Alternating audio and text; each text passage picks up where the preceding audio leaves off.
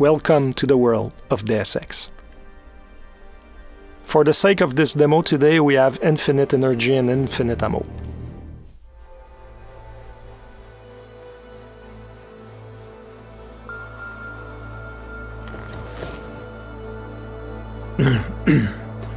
Hold on. Shit.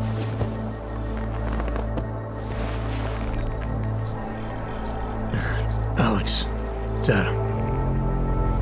Hey, you sound like shit. How you feeling? A little sore, but I'll be alright. Are you okay? Yeah, I'm okay. I've been through worse. Jesus, how fucked up is that to think, huh? Listen, Alex, my systems are acting up a little, so I've got to get checked out. But if you want to meet or... What? No, I'm fine, man. You just take care of you. This girl's built tough. Give me a call when you're useful again, okay? Alright, I will. Talk to you soon.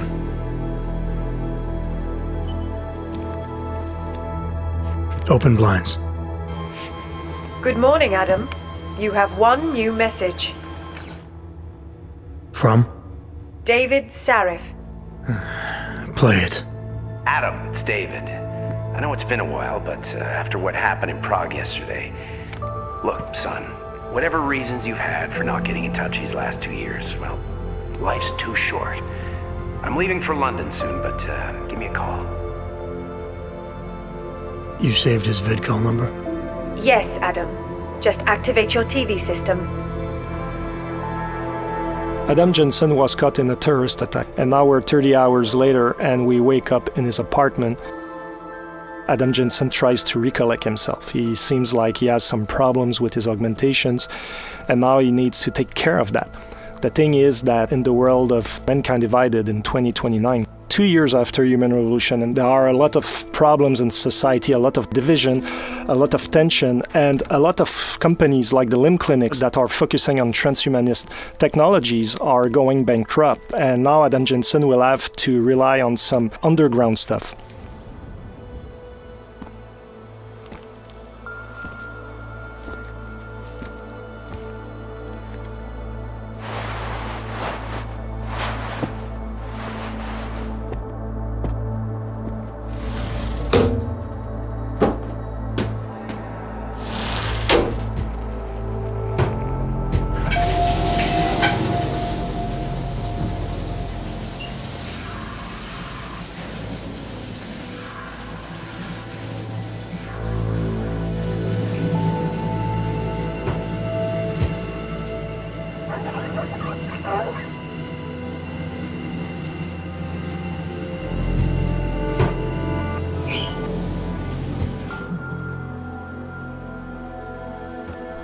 So Adam now is fresh, he smells good, he's clean, he's almost ready to go into his new adventure, but before we're going to look around a little bit his apartment.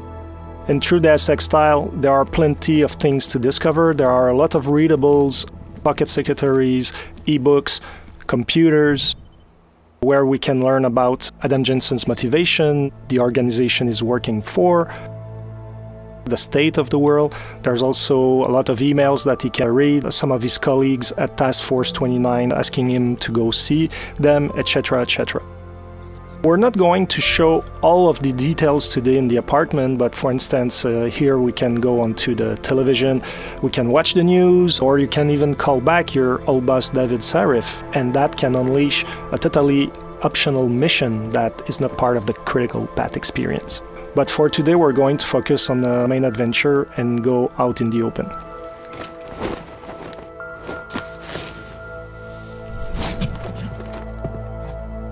Miller, it's Jensen. It's good to finally hear from you, Agent. You doing okay? Sorry about the downtime. I'll get to the office as soon as I can, but my Augs took a hit during the attack.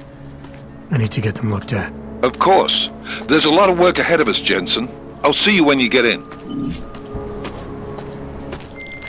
Dr. Koller, I need to pay you a visit. Jensen! Now's actually a really good time for me, like right now! Something wrong? There are some guys in my bookshop. Pissed off the Valley gangster-looking guys. So, unless you want bloodshed the day after a terror attack, The front door isn't the most peaceful option. I got it. So it seems Jensen's friend Vaclav Koller has some problem with local mobsters. We're going to go shortly to see what's going on there. But in the meantime, we're going to look a little bit at the city. Here we're still in the apartment complex where Adam Jensen lives. Of course, we can explore all the apartments and discover loot, discover story about a lot of things. Now we're in the city hub itself. We're in the poor district of Prague, and there's a lot of augmented people living in that district. As you can see, there are a lot of police forces looking around and making sure that everybody is staying in check. There's a lot of paranoia, there's a lot of tension.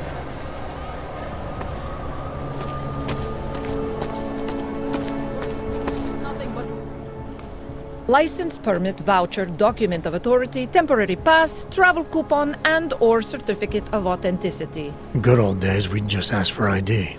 Good old days are gone. Haven't seen one of these before. Orange level. You are some kind of badass? Just someone with a job to do. And the tools to do it, obviously. Go on through.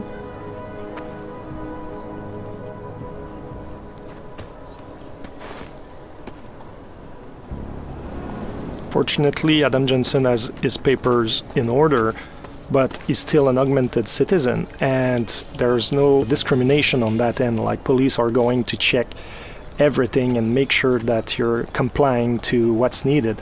Because in this world, police are just looking for an excuse to send you to some ghettos. Here we can see the metro station. It's another example where the segregation is institutionalized. We have the natural line, and also we have the augmented line to take the subway. If you take the line for the naturals, chances are that the police are going to ask your papers and they're going to arrest you. But if you use the line for augmented citizen, you'll be able to breeze your way through and get to the district you want to go without being bothered. In true Deus Ex fashion, you can talk to all the characters in the world. You can learn more about their own stories, about some of the things happening in the world. You can also get some hints about certain places, etc. So it's up to you to discover all these things. Now we're getting close to our friend Vaclav Koller, and we're going to show you some of the options to get to him. There are always more than one way to get where we want to go. There's a blockade here. Let's see what it is. Doc Larry, show me latest papers. Otherwise you cannot go through here. I know the drill. For the sake of this demo, we just shortened this conversation, but basically what you discover is that those police officers want you to pay some fee to go around and get to your destination. As you go and explore that side mission, depending on how you play, it can be a very short story that can last maybe 10-15 minutes, but you can dig deeper and deeper and end up into a story that can span for over an hour, and you discover that those fake police officers are extorting augmented people that are out of hope, and you'll be able to make a difference. We're going to look at the right side of the police blockade, and it seems like there's another path, so let's explore it to see what it is. I would have found him. Street is off limits, or your buck. Private function.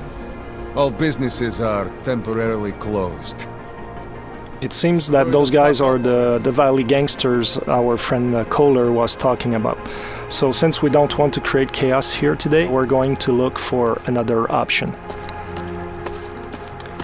In Mankind Divided, we really wanted to expand on the exploration aspect of the game, and verticality is a big part of it. And as you see here, there's an apartment upstairs with a flickering light, and there's probably a way to get there and also to go around the blockades that we've seen and maybe get to our friend without disrupting the peace in the city. That's an example on how we can exploit the verticality. There are objects in the world that we can interact with, and now we're able to reach higher ground. Depending, however, of the augmentations that you have, you might be able to get there without the use of the environment. So depending on how you build your Adam Jensen, how you decide to exploit his capabilities, you'll be able to get in places in different ways or not at all. As you can see here, something happened, and that is a story that we're not going to fully explore today. But as you play the game, you'll be able to understand what happened with those people. Hacking is back. Like in Human Revolution, you have to go from one end of the network to the other end. But this time around, security systems have more protections that you have to overcome, like booby traps. But also as a player, you're going to have more softwares to use to try to circumvent the challenges. I can tell you that this time around the gameplay is going to be more tactical than it was in the last game, so it's going to require a little bit more skills to hack some of those networks. Let's continue to our friend Koller. And yes, Adam Jensen loves air vents. Exploring all around and all in the little corners of the map is really important because you can find a lot of loot, a lot of secret things. And here, for example, we have a pocket secretary. We're not going to open it today, but it's just to show you that those little devices have codes, passwords, things like that that can allow you to get to secret places that otherwise would be more difficult to reach. So now we've passed our friends, the Valley mobsters, and also we passed around the police blockade, and now we're getting close to our objective. This is the Time Machine. It's a bookshop that is owned by Koller, and now his Valley friends are trying to find him. The thing is that he's hiding somewhere in his building, and now they're trashing the place, shooting everywhere, trying to make him come out of his hiding because apparently he owes them money. This is the smart vision. You can see the weapons enemies carry, the loot they have, if they have pocket secretaries, the kind of ammo they have, so it can be really interesting if you're the kind of tactical player to know which ones are more interesting to take down or not, depending your playstyle.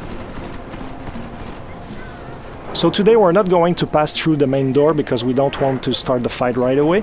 We're going to stealth our way around with cloaking. I was talking about verticality, so it means that when you fall from higher ground you make more noise and enemies can hear the noise you're producing. So even if you're using, like here, the cloaking, even if they don't see you, they will hear you. So it can be a very good idea to combine different augmentations together to have an added value. So in this case, not only you're totally invincible, but people cannot hear you at all. So you're the perfect stealth agent.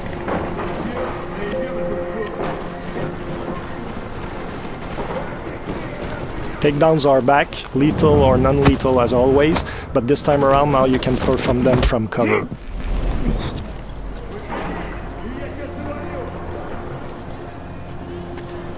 We avoided the main entry point to get to our friends, so there's the delivery entrance here, but the door is locked. We're going to look for another option to get in. It seems that we have an opening on the roof. And what is important is that when you get to a location like Koller Time Machine, there are always more than one way to get inside. Looking at your environment is really key for your success. Now we're using the Tesla gun arm, which is a new augmentation that Adam Jensen has, that allows us to take down enemies non-lethally. And when you fully upgrade this augmentation, you can take out up to 4 enemies at once. It can be really interesting, especially if you're a non-lethal fighter. I love cats.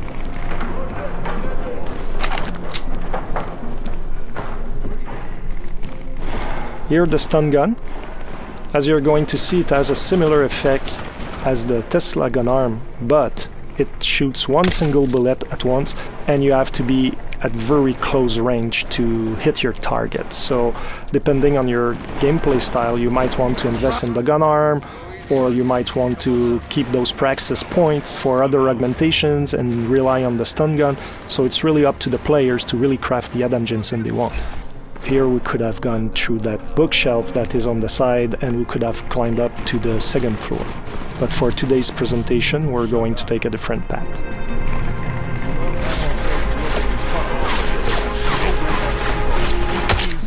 We just use the silenced pistol, which can be very deadly and very quiet. Here's another gun arm. The nano blade gun arm allows you to throw the nano blades, and you can kill very quickly and without too much noise enemies. And also you can have an upgrade that allows you to really charge the nano blade, and once you shoot it, it's going to explode after a few seconds, and you can take down several enemies at once because it has a 360 effect. We're getting closer to our objective, and now we just use a toxic gas grenade, and everybody in the radius of the grenade is going to be affected. This guy has been lucky until now. Fortunately for this demo, Adam Jensen had the augmentation that protects you against it, otherwise you would have suffered from the same consequences as our Diwali friends.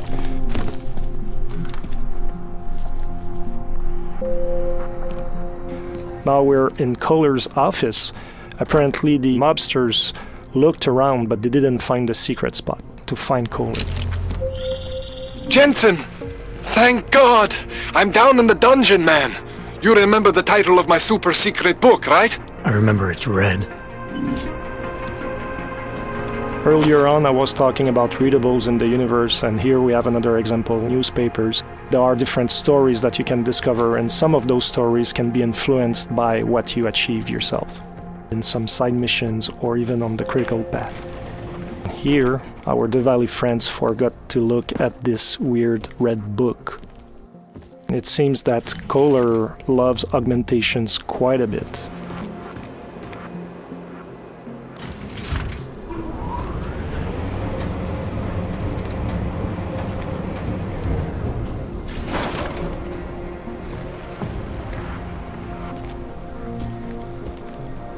Here's Koller's lab.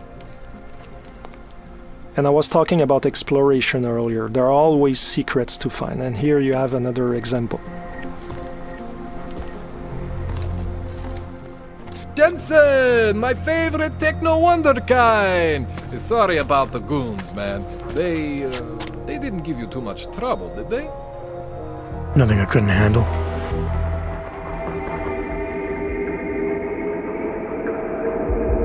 That's it for today. I hope you enjoyed that demo. The game is out on August 23rd. See you soon.